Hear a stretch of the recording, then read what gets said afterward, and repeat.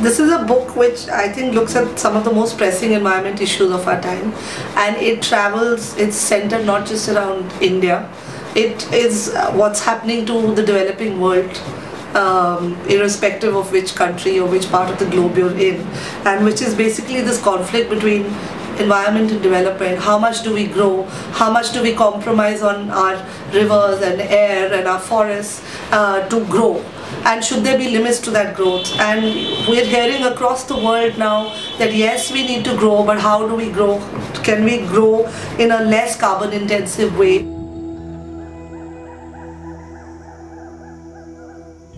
You have international refugees who would move into another country. They become environmental refugees. We treat them as political refugees, but what about the fact that they don't have access to clean water? They don't have access to so many resources which they would have had in their homes back then. Now suddenly there's a pressure in that area where they've moved in. Water is going to be the biggest. I mean, we are now saying future wars will be fought over water, and I think that's so right, because even if you look at the subcontinent or even what's happening in South Asia, there's so many disputes between countries over sharing of waters. The future in terms of whether we look at international policies, your international organizations, whether it's the UN, whether it's the Red Cross, all of them I think will have to build into their systems how do we address this problem of natural resources.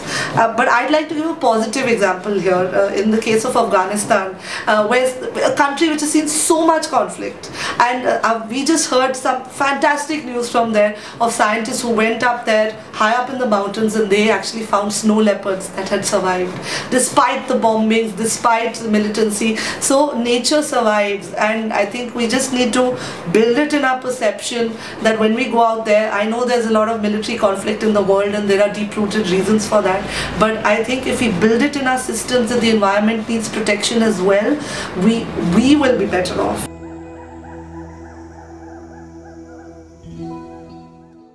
By law, even when there is a military action which has to take place in an area, they are supposed to take into account the environmental impacts and to minimize it. So, but have we done that enough? The moment a calamity strikes, we don't plan in a way that tomorrow something could happen. How do you supply clean water to your population when a conflict happens or a storm happens, a cyclone hits?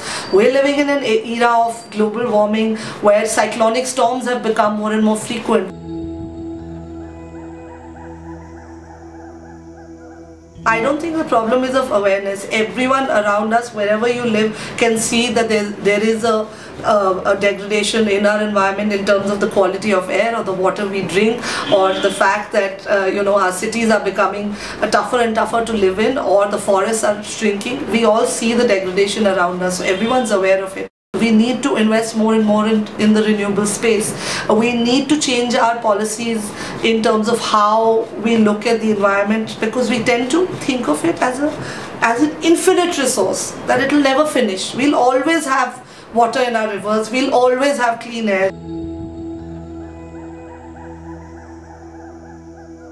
In the media, how does one deal with it? Yes, it's a war of perception, which I think I've been fighting in my role as an environment journalist. You're dealing on an average day, there's breaking news going on, there's political news, there's news on films, and then you go there and you say, well, there's this species which needs to be saved, can we look at that? And your editor will just look at you and say, like, are you for real?